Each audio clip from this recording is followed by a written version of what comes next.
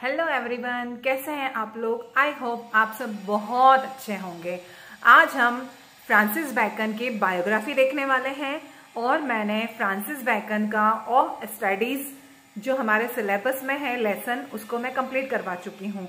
अगर आपने नहीं देखा है तो आप मेरी पिछली वीडियोस में जाकर ऑफ स्टडीज की समरी, ऑफ स्टडीज से रिलेटेड मोस्ट इंपॉर्टेंट एमसीक्यूज सब कुछ देख सकते हैं। ओके, और आज हम फ्रांसिस बैकन की बायोग्राफी देखने वाले हैं जो कि हमारी मेन एग्जाम और प्री और मेन दोनों में इंपॉर्टेंट है, क्योंकि Francis bacon history of English literature में भी पूछे जाते हैं, जो कि हमारी मेन एग्जाम में पूछा जाता है। पूरा इंग्लिश लिटरेचर जिसमें हिस्ट्री पूछी जाती है तो उसमें भी फ्रांसिस बैकन के बारे में पूछा जाता है। ओके, तो आज हमारा 2 in 1 काम होने वाला है। हमको 2 एग्जाम में जो आता है फ्रांसिस बैकन की बायोग्राफी आती है या फ्रांसिस बैकन जो राइटर के बारे में पूछा जाता है, तो उसका हमको 2 पंथ 1 काज है ना, 2 एग्जाम की एक बार में तैयारी। ओके, तो आप इसको बिल्कुल भी अवॉइड मत कीजिएगा। इसकी पूरी डिटेल, पूरी समरी को आप अच्छे से पढ़िएगा और जो इम्पोर्टेंट नोट्स हैं उसको राइट डाउन कर लीजिएगा। ओके, और अगर आप चैनल पर नए हैं तो मेरे चैनल को सब्सक्राइब कीजिएगा और बेल आइकन को जरूर प्रेस कर दीजिएगा, क्योंकि आपको मेरे सारे वीडियोस टाइम टू टाइम मिलते रहें और आपकी तैयारी अच्छे से चलती रहे। ओके, चलिए तो हम शुरू करते हैं फ्रांसिस बैकन की biography of Francis bacon. Francis bacon की पूरी बायोग्राफी के बारे में आज हम देखने वाले हैं। ओके, चलिए तो इनका पूरा नाम देखते हैं हम। इनका पूरा नाम क्या था? Full name Francis bacon. इनका पूरा नाम फ्रांसिस बैकन ही था। इनका जन्म कहाँ हुआ था? इनका जन्म हुआ था लंदन, इंग्लैंड में जनवरी 22, 1561 में। ओके, 22 जनवरी 1561 में लंदन, इंग्लैंड में इनका जन्म हुआ था। और इनकी डेथ कब हुई थी? इनकी डेथ हुई थी अप्रैल 9, 1626 हाईगेट, इंग्लैंड। इंग्लैंड के हाईगेट में 9 अप्रैल 1626 में इनकी डेथ हुई थी। ओके, ये मोस्ट इंपॉर्टेंट डेट है, आपको ये डेट याद रखनी है। ओके, चलिए इनका ऑक्यूपेशन देख लेते हैं हम। इनका ऑक्यूपेशन क्या था? ये एक फिलोसोफर थे, ये एक स्टेट्समैन थे, साइंटिस्ट भी थे, ऑथर भी थे, ये लॉयर भी थे। ओके, ये इतना सारा इनका ऑक्यूपेशन था। और ये कौन से ईरा से थे, है ना, ये कौन से युग से थे? तो ये है ना इंग्लिश रिनाइसेंस से थे। उस समय एलिजाबेथ का जो युग चलता था ना, एलिजाबेथ युग, सेंचुरी वगैरह ऐसे करके, तो ये उसी युग से थे। और ये इसीलिए इम्पोर्टेंट हो जाते हैं क्योंकि ये हमारी ग्रेड 1 की एमपीटेड प्री एग्ज़ाम में भी पूछे जाते हैं और ये हमारी मेन एग्ज़ाम जो चयन परीक्षा होती है ना, उसमें तो हिस्ट्री ऑफ इंग्लिश लिटरेचर में ये पूछे जाते हैं। ओके, तो इसको आपको मोस्ट इम्पोर्टेंट वे में पढ़ना है इसको। ओके, चलिए ये किस चीज़ के लिए फेमस थे, है ना, ये किस चीज़ के लिए फेमस थे? ये फेमस थे एम्पिरिकल मेथड, साइंटिफिक मेथड, ऐसे, है ना। ये ऐसे को ऐसे जो होते थे इनके वो साइंटिफिक मेथड से रिलेटेड थे, है ना। ये वैज्ञानिक पद्धति के जनक थे और ये निबंध इस तरीके से लिखते थे कि मतलब सामने वाले इंसान को साइंटिफिक रीज़न देकर समझाते थे ये इनके ऐसे को। ओके, और हमारा जो सिलेबस है एमपीटेड ग्रेड 1 का, उसमें इनके 2 लेसन है। कौन कौन सा? ऑफ स्टडीज़ है और ऑफ फ्रेंडशिप है। ऑफ स्टडीज़ मैंने अपना पूरा क्लियर किया है, आपको आप जाकर मेरी पिछली वीडियोस में पूरा अच्छे से डिटेल में देख सकते हैं। ओके, चलिए अर्ली लाइफ ऑफ एजुकेशन, हम फ्रांसिस बैकन की अर्ली लाइफ देख लेते हैं। इनका प्रारंभिक जीवन कैसा था, इन्होंने कितनी पढ़ाई की, इनकी क्या एजुकेशन थी। Francis bacon was born into a prominent and wealthy family. Francis bacon जो थे वो एक बहुत प्रोमिनेंट और वेल्दी फैमिली से थे, मतलब उनकी जो फैमिली थी बहुत रिच थी वो, है ना।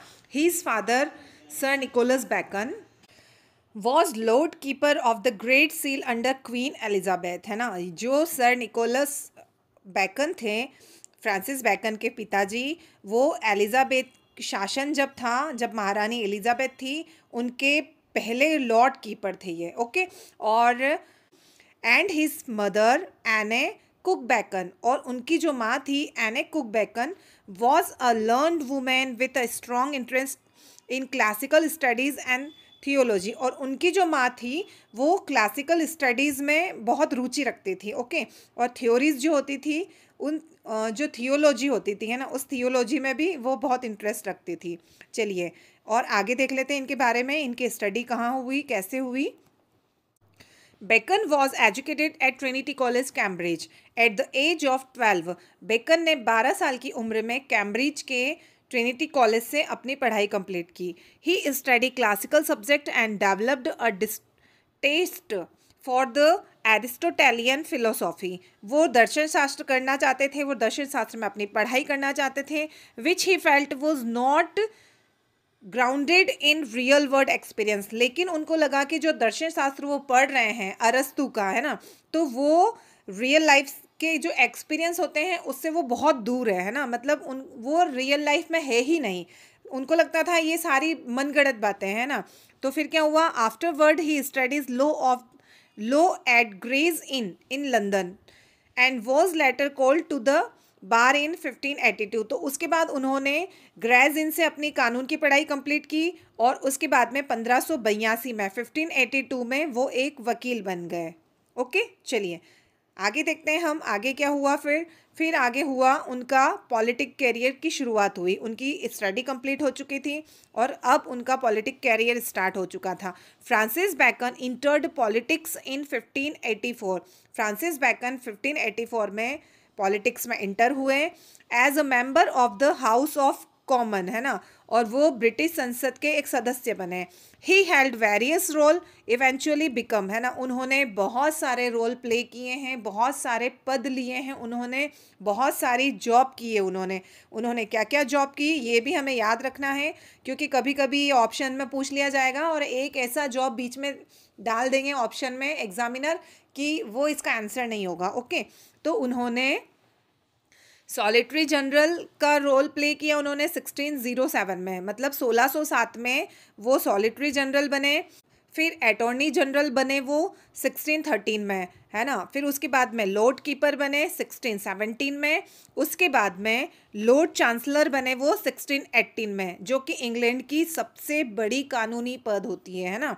उसके बाद में क्या हुआ, he was also given the title of Baron Verulam and later Viscount St Albans है ना, जो उसके बाद उनको बैरन वेरुलम और विस्काउंट सेंट ऑल्बंस की उपाधि भी मिली उनको इसके बाद में।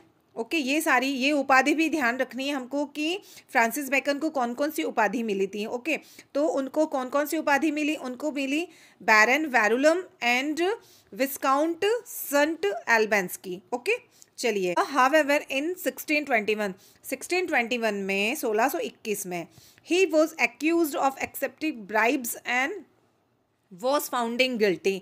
उनको रिश्वत लेने के आरोप में, मतलब उनको दोषी पाया गया है ना, उनके ऊपर रिश्वत का आरोप लगा। ही वॉज फाइंड इम्प्रिज्ड है ना। उसके बाद उनको जुर्माना भी भरना पड़ा, उनको जेल भी हुई and banned from holding public office. और उसके बाद उनको सरकारी जितने भी कामकाज थे उनसे उनको निकाल दिया गया है ना। सरकारी जो जॉब होती हैं उससे उनको बिल्कुल उनको मना कर दिया कि अब इनको सरकारी जॉब नहीं देनी है। This scandal ended his political career. और ये जो स्कैंडल हुआ था, ये जो उन्होंने रिश्वत ली थी है ना, इसकी वजह से उनका पॉलिटिक कैरियर भी बहुत प्रभावित हुआ। But allowed him to focus entirely on writing and philosophy. लेकिन उसके बाद उन्होंने अपने आप को पूरी तरह एक लेखक के रूप में चेंज कर दिया है ना। उन्होंने फिलोसॉफी में अपना पूरा जीवन लगा दिया, उन्होंने दर्शन शास्त्र में अपने आप को समर्पित कर दिया। ओके फिर आता है फिलोसॉफिकल एंड साइंटिफिक कंट्रीब्यूशन। अब इसके बाद में उन्होंने अपना लेखन का कार्य शुरू किया। उनका पॉलिटिक कैरियर जो था वो पॉलिटिक्स कैरियर से उनको हटा दिया गया, वहाँ से बिल्कुल उनको बैंड लगा दिया कि अब आप न तो गवर्नमेंट, मतलब कोई भी गवर्नमेंट आप काम नहीं कर सकते हो। ओके तो उसके बाद में वो लेखक बने। अब लेखक बनने के बाद में उन्होंने क्या क्या योगदान दिए हैं हमको है ना, तो वो हम सब पढ़ेंगे। Francis Bacon is the best known for developing N empirical method of scientific investigation. Francis bacon एक वैज्ञानिक जो पद्धति होती है, आधुनिक वैज्ञानिक पद्धति के जनक माने जाते हैं है ना। ऑफ कॉल्ड द बैकेनियस मैथड है ना, और उनकी जो मैथड होती थी उसको क्या कहा गया, उसको बैकेनियन मैथड कहा गया। Which led the groundwork for modern scientific inquiry है ना। और उनकी जो लिखने की जो पद्धति थी, है ना, उनका जो वर्क होता था वो वर्क कैसे मॉडर्न साइंटिफिक इंक्वायरी मतलब आधुनिक वैज्ञानिक पद्धति पर उनका जो पूरा वर्क है वो उसी के ऊपर डिपेंड था उनका, है ना। वो सब कुछ लिखते थे, जो भी वो लिखते थे उसके पीछे कोई ना कोई साइंटिफिक लॉजिक लगाकर ही वो अपना काम करते थे, मतलब लोगों को प्रूफ भी देते थे उसके साथ में। ओके, चलिए। He criticise the scholastic method of the past and encouraged observation, experimentation and inductive reasoning, है ना। वो जब भी कुछ लिखते थे तो वो अपनी साइंटिफिक पद्धति का यूज़ करते थे, है ना, ताकि उन वो जो लिखते थे उसके ऊपर कोई आलोचना हो या कुछ भी हो तो वो उसको प्रूफ के साथ उसको पूरा क्लियर करते थे, है ना। उनका जो अनुभव होता था वो सब कुछ प्रयोग करते थे, वो एक्सपीरियंस के ऊपर ही वो सारे प्रयोग कर करके ही अपना रिटर्न वर्क करते थे, है ना। तो कोई भी अगर आलोचना हुई या कोई उनकी किसी चीज़ में अगर कोई मिस्टेक निकालता तो वो उसको बिल्कुल सीधा साइंटिफिक पद्धति से उसको समझाते थे। चलिए, नेक्स्ट है कीवर्ड्स। हम देख लेते हैं इनके कीवर्ड्स क्या क्या थे। इनके जो फेमस वर्क हैं वो सारे क्या क्या थे, तो वो फेमस वर्क है नोवुम ऑर्गेनम, है ना, जो था नोवुम ऑर्गेनम था, ये पब्लिश हुआ था 1620 में। और इसने क्या बताया, introduced a new method of acquiring knowledge, observation and experimentation rather than deductive reasoning, है ना। उन्होंने अपनी जो नई विधि या ज्ञान की जो नई विधि का उन्होंने प्रमोट किया या उसको इंट्रोड्यूस करवाया लोगों को, वो ज्ञान की विधि थी नोवुगम ऑर्गेनम में, है ना। और वो जो 1620 में वो पब्लिश की इन्होंने। ओके, इनकी जो ये सारे वर्क हैं ये बहुत फेमस वर्क हैं, इनको हमको याद रखना है और इसको आपको नोट डाउन करना है, क्योंकि ये आपकी ग्रेड 1 के मेन एग्ज़ाम में भी बहुत आपके काम आने वाले हैं। बहुत हेल्पफुल नोट्स हैं, या मैं कह सकती हूँ ये मोस्ट इम्पोर्टेंट बायोग्राफी है फ्रांसिस बेकन की। ओके, फिर नेक्स्ट पढ़ते हैं हम द एडवांसमेंट ऑफ लर्निंग, जो कि 1605 में पब्लिश हुआ था। Argue for importance of empirical research, है ना। इसमें उन्होंने क्या दिखाया था, इसमें उन्होंने अपनी जो साइंटिफिक सोच थी, है ना, और जो साइंटिफिक एजुकेशन थी उसके ऊपर इन्होंने बहुत प्रमोट किया था उसको, उसी को इस बल दिया था कि ये बहुत ज़रूरी है हमारी लाइफ के लिए। ओके, फिर आगे आता है द न्यू अटलांटिक्स, है ना, द न्यू अटलांटिस, जो कि 1627 में 1627 में पब्लिश हुआ था। और इसमें उन्होंने बताया है a utopian novel depicting a society guided by scientific inquiry. उन्होंने पूरे समाज में एक पूरे समाज को एक वैज्ञानिक तौर में ले गए, वो मतलब वैज्ञानिक तौर के अकॉर्डिंग उन्होंने इमेजिनेशन की थी पूरे सोसाइटी की, है ना। उन्होंने विज्ञान के आधार पर एक समाज की कल्पना की थी उन्होंने। ओके, चलिए, फिर है उनका ऐसे, जो कि ऐसे हम आज भी हम अपने सिलेबस में पढ़ रहे हैं, जैसे कि ऑफ स्टडीज़ हो गया, ऑफ फ्रेंडशिप हो गए, है ना। ये बहुत सारे इनके ऐसे हैं, ऑफ ट्रूथ हैं, है ना। तो ये ऐसे कब पब्लिश हुए थे, ये ऐसे 1597 से 1612 एंड 1625 में, मतलब 1597 में पब्लिश हुए थे, लेकिन कुछ 1612 में पब्लिश हुए और कुछ 1625 में पब्लिश हुए थे। ओके, इसमें क्या दिखाया उन्होंने, इसमें दिखाया है short philosophical reflection of life, morality and human behaviour. उन्होंने अपने ऐसे में छोटे छोटे निबंध के तौर पर उन्होंने लाइफ को दिखाया, है ना, और उससे नैतिक शिक्षा क्या मिलती है वो दिखाया, और जो एक मानव व्यवहार होता है उसके बारे में इन्होंने समझाया अपने ऐसे में। ओके, अब इनकी पर्सनल लाइफ के बारे में देखते हैं हम, इनकी पर्सनल लाइफ कैसी थी। Francis Bacon never married, Francis Bacon ने शादी नहीं की। He lived a private life but was known to have close relationship with several young male companion, है ना।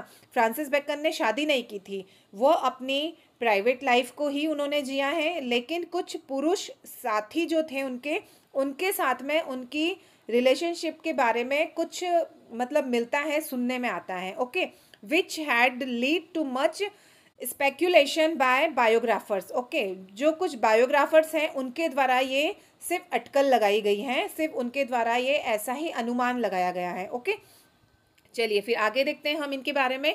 He had a deep interest in the reform of learning and developed much of his later life of philosophical and scientific pursuit, है ना।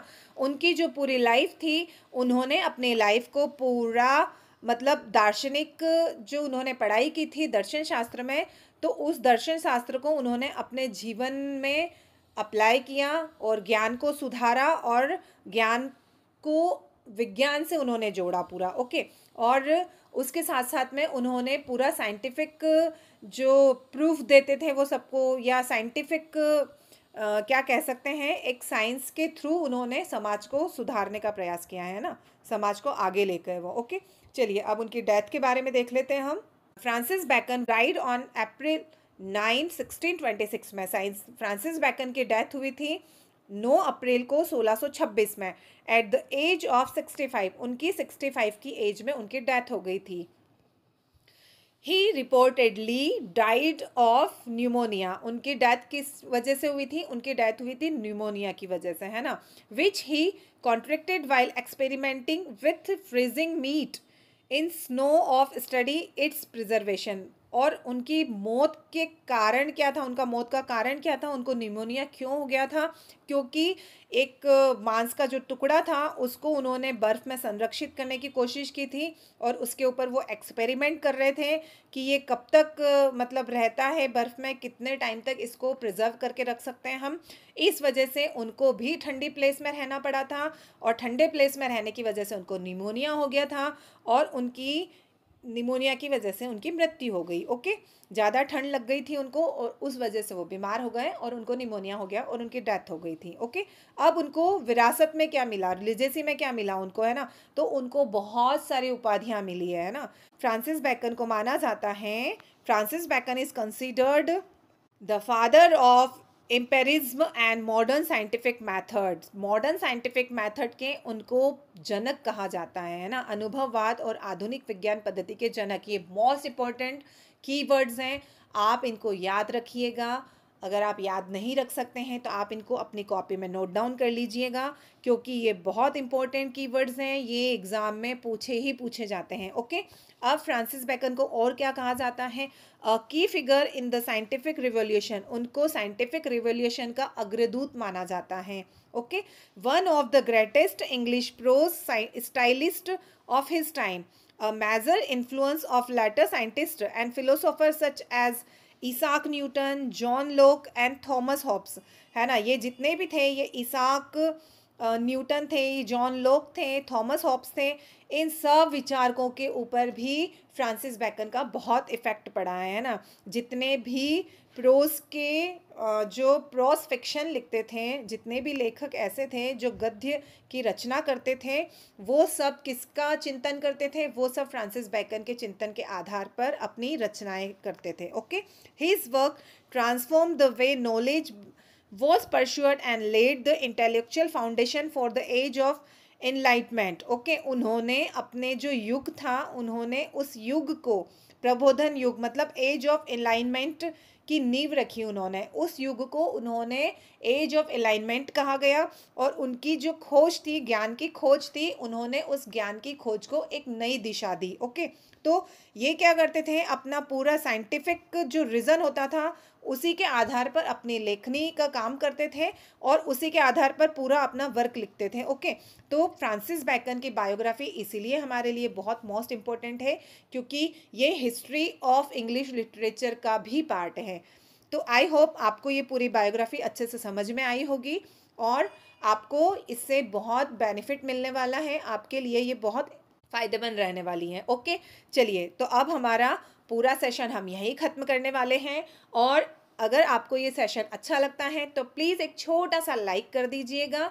एक click करने में कुछ नहीं जाता है। ओके। तो एक क्लिक करके लाइक कीजिएगा और आपको ये कैसा लगता है प्लीज़ मुझे कमेंट करके बताइएगा। ओके।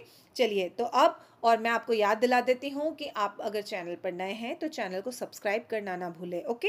चलिए, तो हमारा सेशन यहीं ख़त्म करते हैं। Okay, bye bye, thank you.